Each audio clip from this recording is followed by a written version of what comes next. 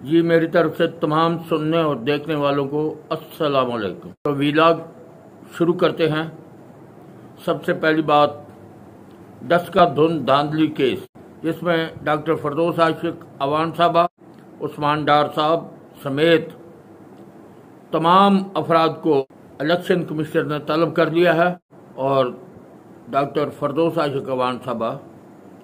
ملک سے باہر جا چکی ہیں۔ اسی طرح اسحاق ڈار صاحب واپس کوشش کر رہے ہیں کہ وہ واپس تشریف لائیں اور انہوں نے اپنی کوششیں شروع کر دی ہیں، اور عمران خان صاحب عبوری ضمانت پر ہیں اور وہ آج عدالت میں پیش ہوں گے۔ عمران خان صاحب عدالت میں پیش ہو کر سابقہ روایت کو برقرار رکھتے ہیں یا کہ اس پر اپنے جو ان کے بیان ہے ان پر وہ سٹینڈ کرتے ہیں اور ان کا دفاع کرتے ہیں، کیونکہ اس سے پہلے 2 دفعہ، ایک دفعہ الیکشن کمشنر کے پاس اور ایک دفعہ عدالت میں، عمران خان صاحب اپنے بیان پر معذرت کر چکے اور توہین عدالت کی جو کارروائی تھی اس کو ختم کرایا۔ لیکن اس دفعہ عمران خان صاحب کا کہنا ہے کہ وہ معذرت نہیں کریں گے، بلکہ ان کے جو دائیں بائیں ہیں ان کا بھی یہی کہنا ہے کہ وہ اس کارروائی کو فیس کریں گے۔ لیکن یہ تو آنے والا وقت ہی بتائے گا کہ فیس کرتے ہیں یا ریورس ہوتے ہیں۔ اس کے علاوہ شہباز گل صاحب نے الزام لگایا ہے کہ ان پر تشدد کیا گیا ہے اور بجلی کے جھٹکے دیے گئے ہیں۔ یہ حقیقت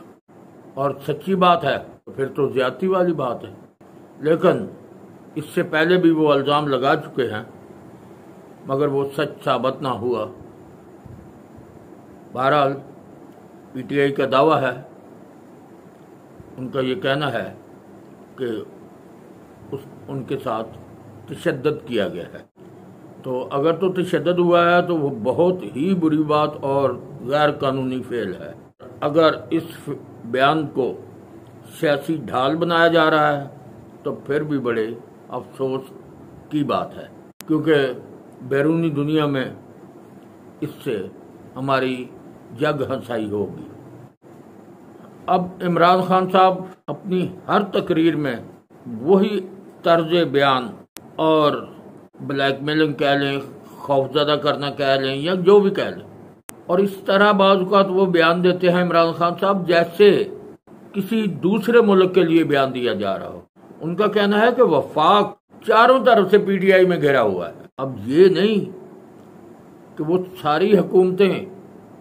وفاق کے تابع ہیں تو کیا وہ وفاق پر دعویٰ بولیں گی یا بغاوت کریں گے؟ تو اس پر ہمارے رانا ثناء اللہ صاحب نے بھی اپنا فوری بیان جو ہے، یا اس کا کہہ لیں فوری رد عمل دے دیا۔ انہوں نے کوئی لمحہ ضائع کیے بغیر یہ بیان دے دیا۔ تو سنیں رانا ثناء اللہ صاحب واپسی کیا جواب دیتے ہیں۔ میں تمہارا منتظر ہوں، تم لانگ مارچ کرو، جس مئی سے زیادہ مؤثر اور بہتر جواب جو ہے وہ آپ کو جو ہے وہ ملے گا۔ اب یہ بھی ایک کیسی بات ہے کہ عمران خان صاحب جو لفظ منہ سے نکالیں وہ اسے صحیح اور قانون سمجھتے ہیں۔ تو میرا خیال یہ ہے کہ ذرائع سے پتہ چلا کہ جس دن پی ٹی آئی نے یا عمران خان صاحب نے لوگوں کو بنی گالہ بلوایا تھا، ورکروں کو، تو وہ خود تو بنی گالہ میں تھے ہی نہیں، وہ پہلے ہی سابقہ روایات کی طرح بنی گالہ چھوڑ چکے تھے۔ اب اتنا دلیر آدمی ہو جو گرفتاری سے اتنا خوف زدہ ہو اور وہ باتیں جب کرے اتنی بڑی بڑی کرے، تو جب دشمن کو پتہ چل جائے کمزوری کا تو پھر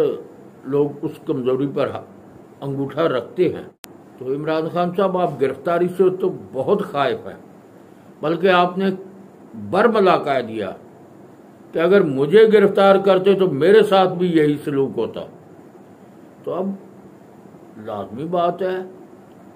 کہ حکومتیں گرفتار کرتی ہیں، سلوک بھی کرتی ہیں یا نہیں کرتی، مگر آپ بہت زیادہ گرفتاری سے بھاگتے ہیں، دور رہتے ہیں، تو میرا خیال ہے پھر اتنی سیاست جو ہے اس میں قانون کو مد نظر رکھ کر تقریریں کرنی چاہیے یا اپنے عمل کرنے چاہیے، نہ کہ جب بندہ سٹیج پر آئے تو ہر چیز اکھاڑ بچھاڑ دے اور اپنے سامنے بیٹھی ہوئی عوام کو صرف راضی کرنے کے لیے، کیونکہ وہ تالیاں جو بجواتے ہیں آپ، وہ تالیاں ہمیشہ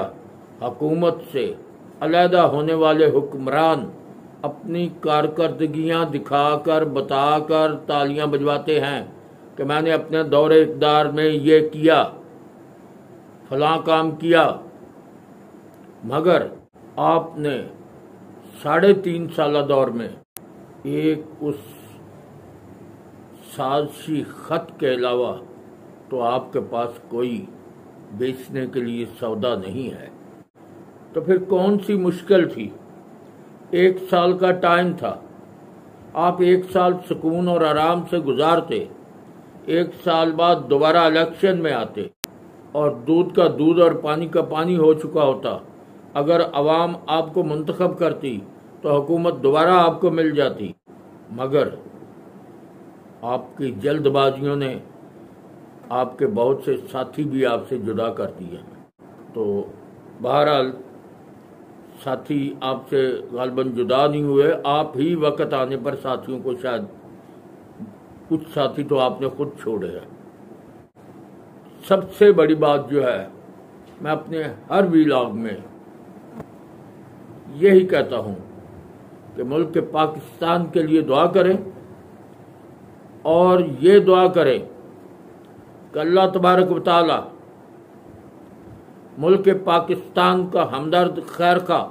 ہمدرد کو حکمرانی دے